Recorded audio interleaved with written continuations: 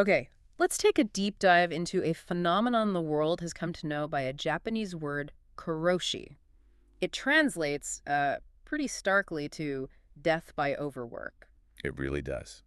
And it sounds simple, death by overwork, but as this comprehensive report lays out, it's incredibly complex. We've got a deep investigation here, packed with history, data, Yeah, analysis. a lot to get through. Absolutely. So our mission in this deep dive is to unpack this, really understand what Karoshi is, trace its, well, difficult history, Mm. look at the current situation through the data in this report, pin down the root causes, grasp the wide-reaching impacts. And see what's being done, or maybe what isn't being done, right? Exactly. It's definitely a heavy topic, but so important for understanding the potential sort of fatal edge of modern work culture. What's immediately striking is how this term karoshi, anafuir, which started in Japan, it actually became internationally known. It's even in the Oxford English Dictionary. Yeah, that says a lot. And the report defines it as a social medical term, specifically for death from excessive work. That means uh, primarily cardiovascular things Right. like stroke or heart attack, Right, the physical collapse. but crucially also suicide. Suicide caused by work-related mental stress. That's officially part of the definition. So it's not just the body giving out. The mental toll is tragically, explicitly acknowledged. It is. And this report highlights something really significant. Japanese law formally recognizes this direct link, overwork causing fatal health issues. That level of legal acknowledgement, well, you don't see that everywhere. No, you really don't. And central to that legal side is this idea of the Karoshi line.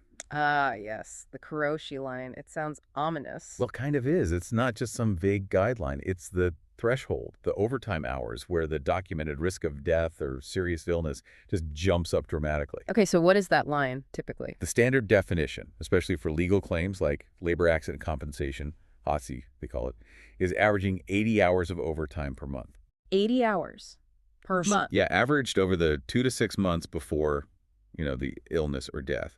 Or, alternatively, over 100 hours of overtime in just a single month right before it happened. Wow. That's a lot of extra hours, and that quantitative measure becomes the legal benchmark. Pretty much, it's crucial for those compensation claims. And like you said, the fact that karoshi itself is a recognized global term, it just underscores that this wasn't some minor issue. Japan was, kind of unfortunately, the pioneer in confronting this extreme outcome. Yeah, confronting and acknowledging it eventually on a national scale. So how did Japan get here? I mean, was this always the reality of work culture there? Not in this exact documented way, perhaps, but the historical roots of really extreme labor are there. The report points to examples even before World War II, Oh, really? Like what? like female silk factory workers back in the 1910s, 1920s, working 12, 14-hour days, terrible conditions, and tragically, some were driven to suicide because of the strain. So that kind of extreme exploitation, it's not entirely new. That's Yeah, a difficult history. And then after the war, the focus shifted heavily to economic growth, right? exactly.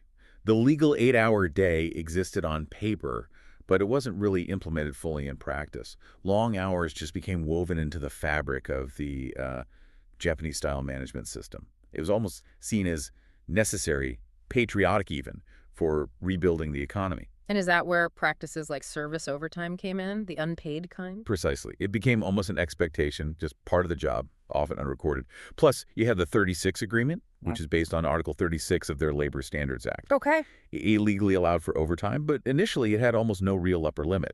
So it basically created a huge loophole for companies to demand excessive hours. A legal loophole for overwork. Okay. So when did the actual word karoshi pop up to describe this phenomenon?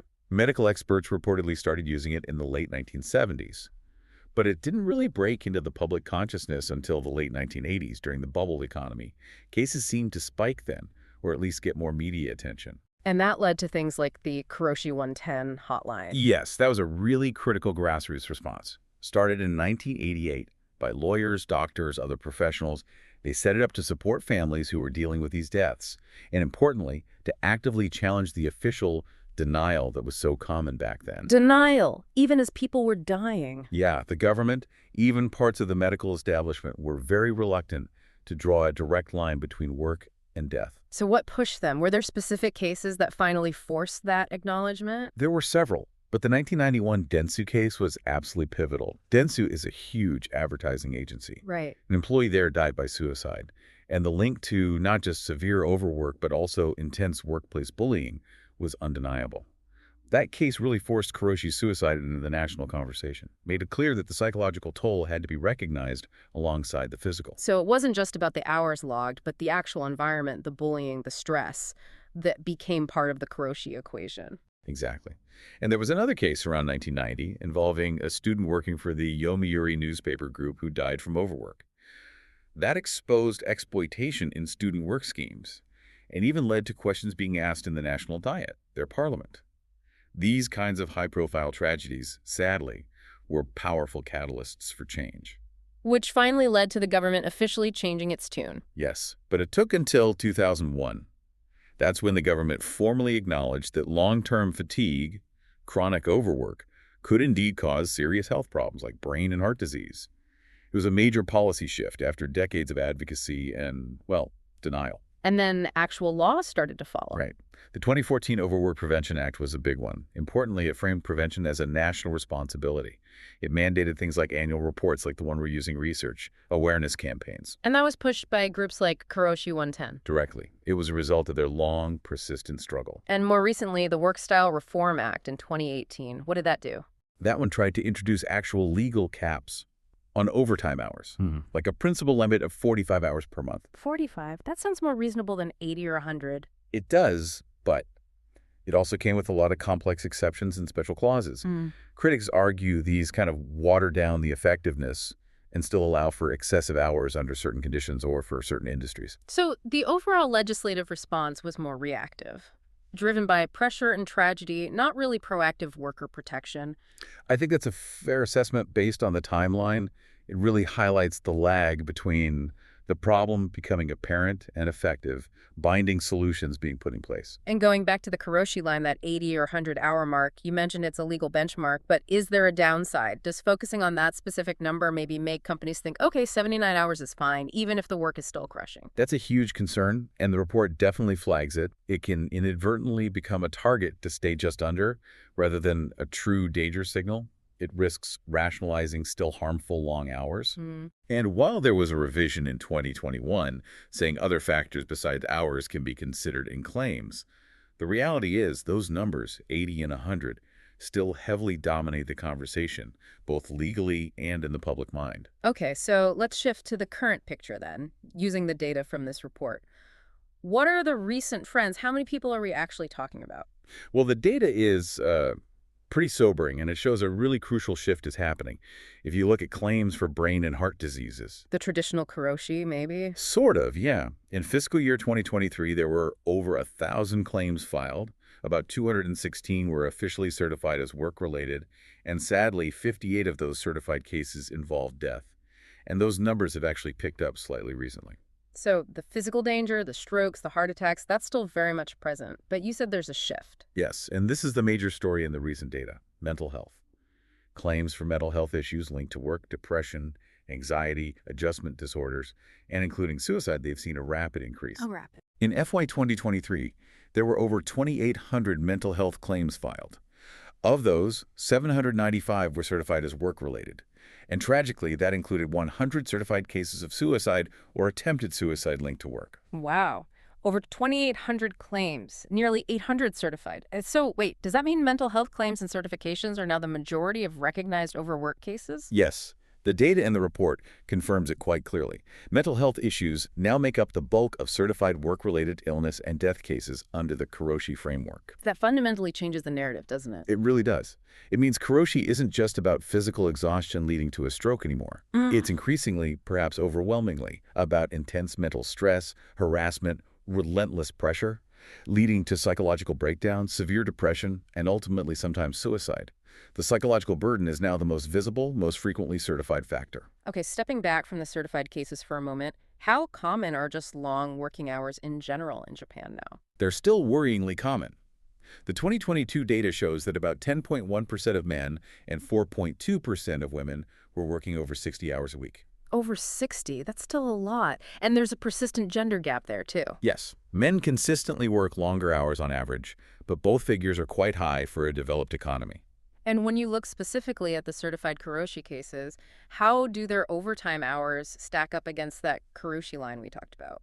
Okay, so for the certified brain and heart disease cases in FY 2023, the hours generally do align with that definition.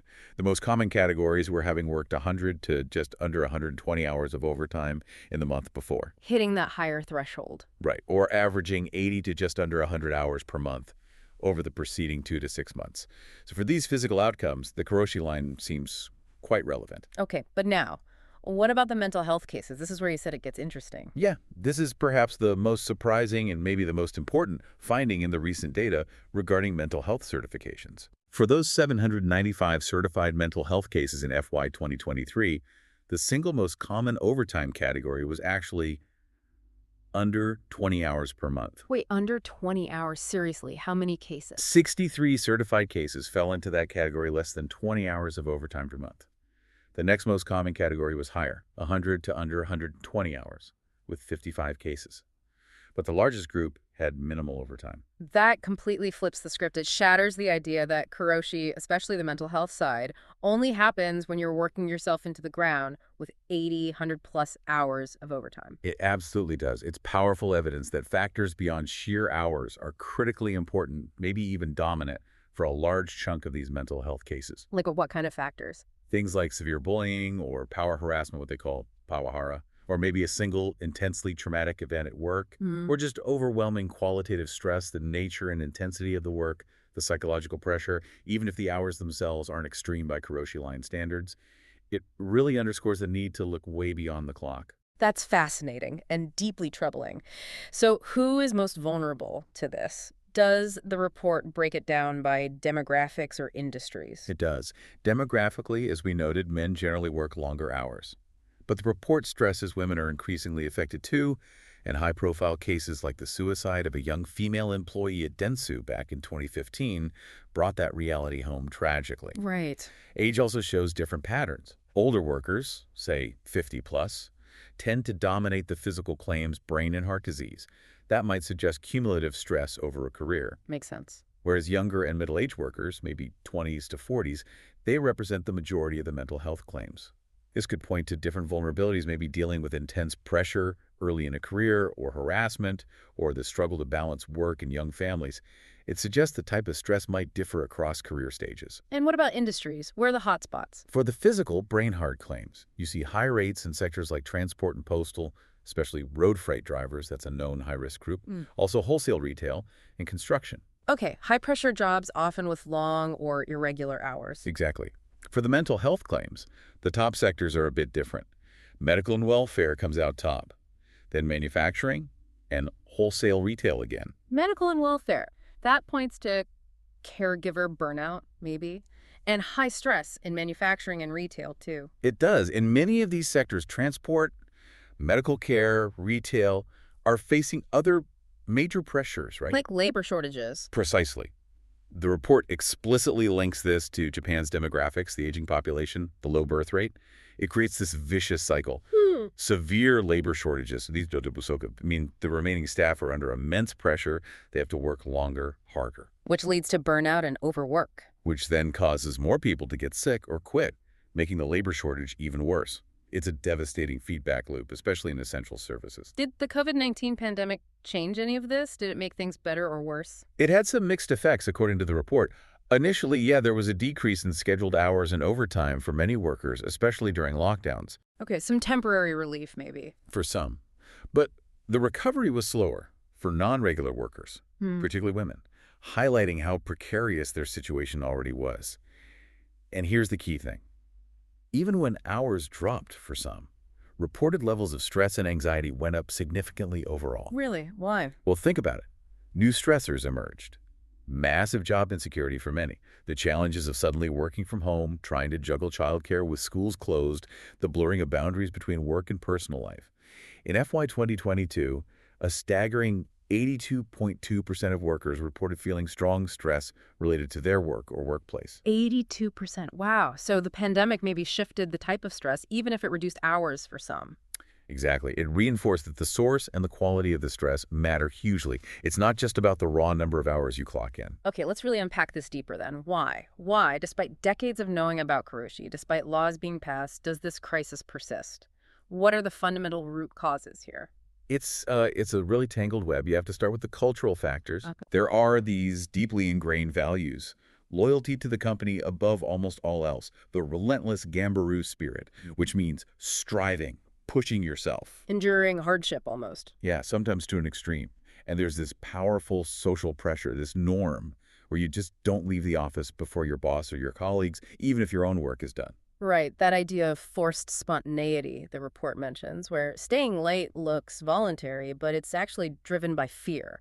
Fear of bad evaluations, peer pressure, maybe job insecurity. Exactly that. Yeah. It completely erodes any real choice or autonomy. Oh, And service overtime, that unpaid, often unrecorded overtime, it's a direct result of this culture. It enables exploitation because it's hidden and just seen as part of Gamperoo. and people don't even take their holidays. The usage of paid leave is remarkably low, yeah. Still hovering around 50–60% nationally.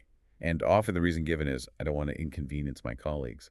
So people sacrifice their own well-being, their own time, out of this sense of obligation. These norms just normalize overwork. And what about the workplace dynamics themselves? Things like harassment. Power harassment, pawahara, is a massive factor. The report states about a third of workers say they've experienced it, usually from a superior. A third.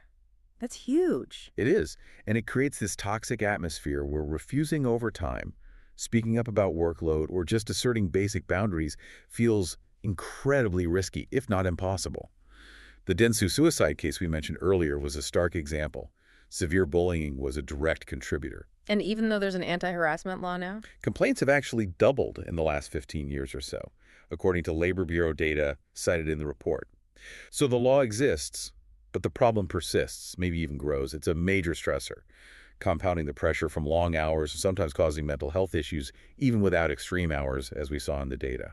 Are there broader socioeconomic forces at play, too? Absolutely. We already touched on the labor shortage, the Hito Busoku driven by demographics. That puts direct pressure on existing staff. Companies feel they have to get more out of fewer people. A burnout cycle. Right.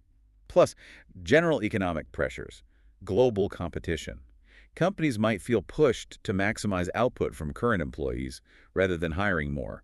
And the report even mentioned some, frankly, exploitative practices like decoy hiring that trap vulnerable workers in bad situations. It sounds like management practices themselves are often a big part of the problem. Definitely. Poor organizational management is identified as a key contributor.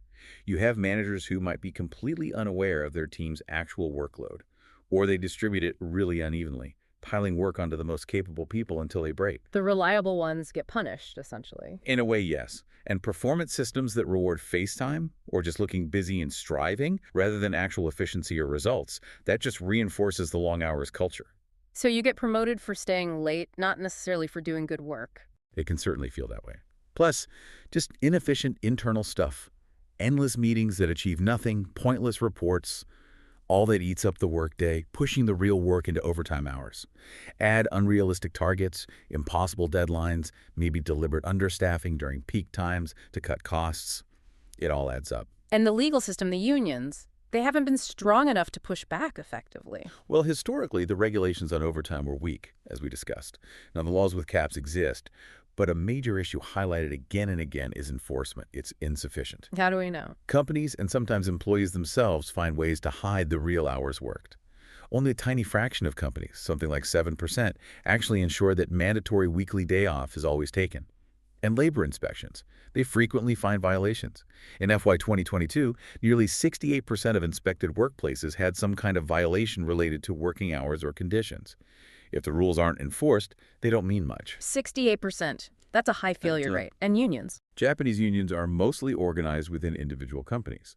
That structure can sometimes limit their independence or their power to really challenge management aggressively on things like hours or harassment compared to, say, industry-wide unions elsewhere. Interesting. There's this phrase sometimes used, the Constitution stops at the company gate.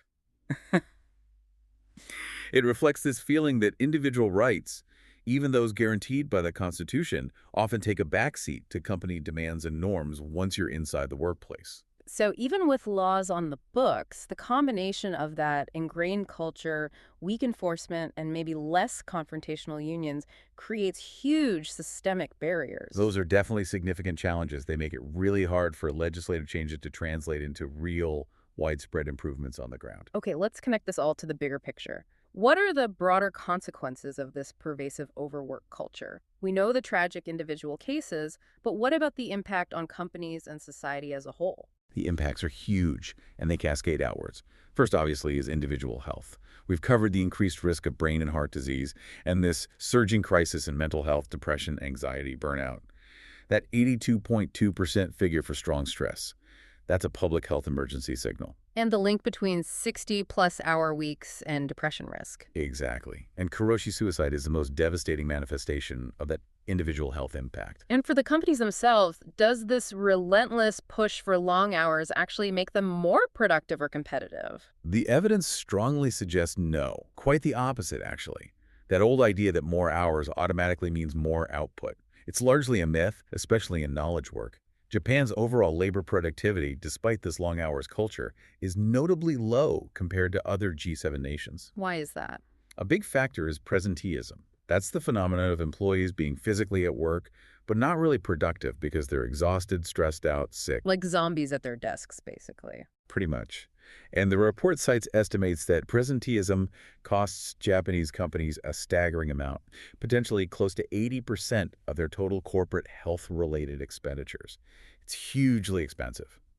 Then there's regular absenteeism, people taking sick days, going on leave due to burnout, which means recruitment costs, training costs. And people leaving altogether. Yeah, apparently half of employees who take sick leave for mental health reasons eventually end up quitting. So long hours often lead to diminishing returns, reduced quality, more errors, and ultimately negative productivity. And what about attracting talent?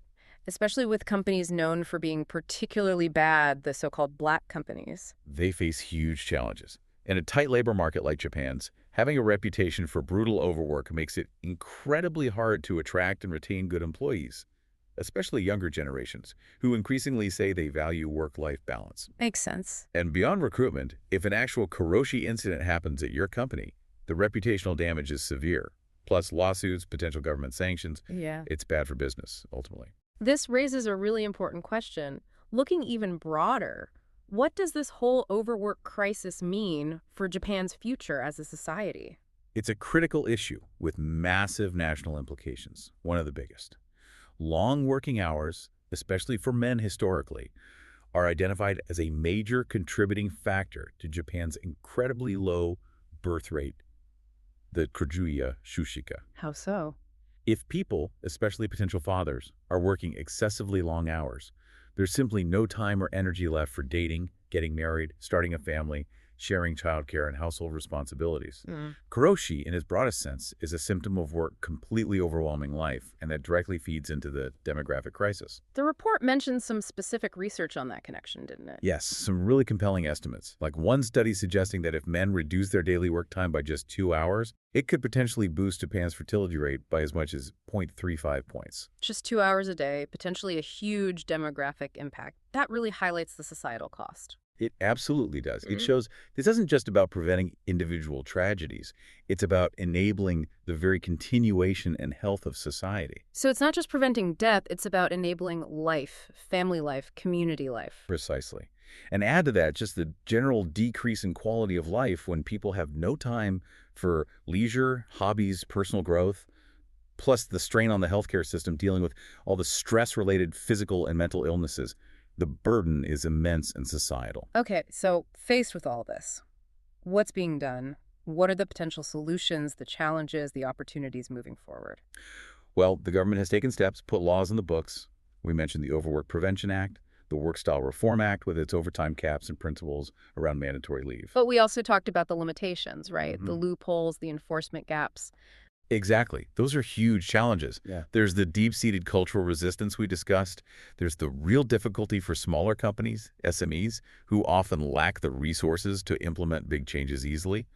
There's the risk that pressure just shifts, Maybe managers get squeezed more, or that unpaid service overtime just continues under the radar. And the anti-harassment law exists, but complaints are still rising. Right, showing that just having a law isn't enough if the underlying culture and enforcement aren't there. Are there bright spots? Companies actually doing things differently, finding better ways? The report does mention some positive examples and initiatives, often seen in larger, more resource-rich companies. Things like actively promoting earlier start and end times, morning-type work policies, or having designated no overtime days. Like really enforced. Ideally, yes. Or enforcing strict cutoff times for leaving the office, mandating that employees actually use their paid leave, implementing genuinely flexible work options like remote work or flex time, though, that needs careful management to avoid blurring boundaries even more. Some companies are also investing more in health support, like mandatory stress checks, better access to mental health services, using technology maybe to improve efficiency or monitor well-being. But again, the big challenge is scaling these good practices down to the vast majority of businesses, the SMEs. And what about the role of unions and those advocacy groups? Well, as we noted, the company-based nature of many unions might sometimes limit their confrontational power. But advocacy groups, especially like Karoshi 110, remain absolutely crucial. They provide vital support for victims and families, they keep the issue in the public eye, and they relentlessly push for stronger policies and better enforcement.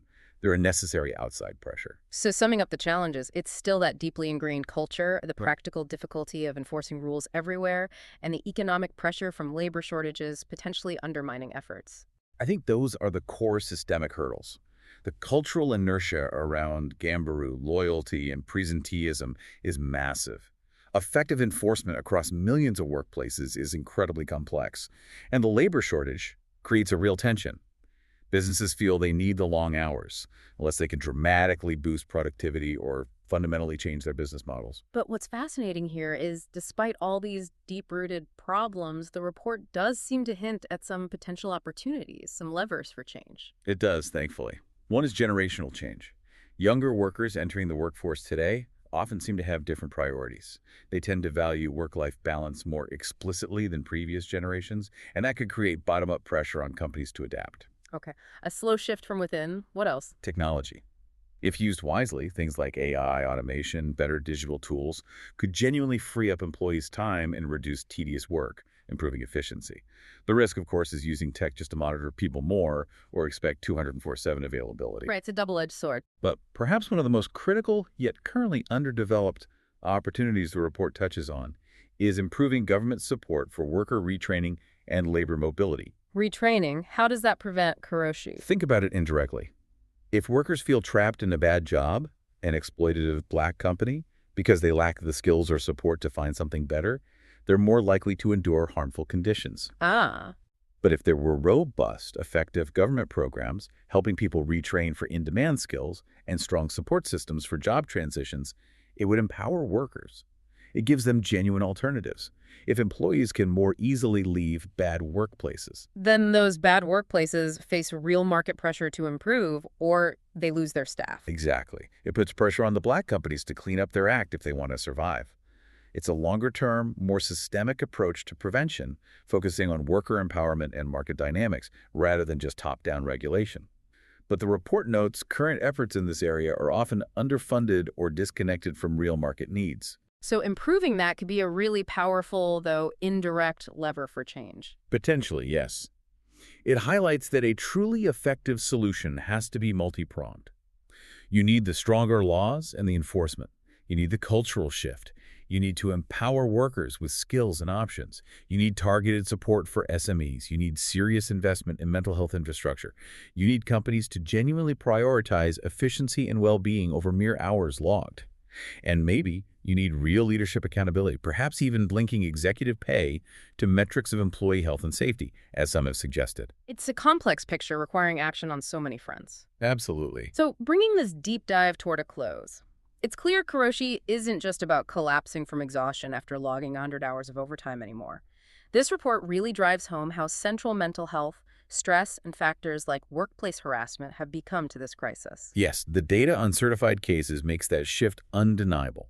It's woven deeply into the fabric of culture, management styles, economic pressures, and the legal framework. And solving it, or even just significantly improving it, clearly requires sustained effort from everyone, government, companies, individuals, society as a whole. It really does. There are no simple fixes. And the disruption caused by the COVID pandemic, while incredibly difficult, it did force many to question traditional ways of working. Maybe it opened a window, however briefly. It definitely did. Showed that different ways of working are possible. The challenge now is to build on that, to harness the potential for positive change like genuine flexibility, better use of tech, without letting new forms of stress or overwork creep in, like that always-on culture with remote work. Right. So, thinking about everything we've discussed from this report, especially that surprising data about certified mental health cases happening even with low overtime hours, and the clear links to harassment and intense pressure. What does this tell you, our listener, about the true cost of work culture today, even when the clock isn't hitting those extreme Karoshi line numbers? It forces us to ask, how should we really measure overwork? How do we define a truly healthy work environment in the 21st century? It has to be about more than just counting hours. It has to be of the psychological impact, the respect, the support, the ability to have a life outside of work. Ultimately, as you said earlier, it's not just about preventing death. It's fundamentally about enabling life, individual life, family life, community life, to actually thrive alongside work.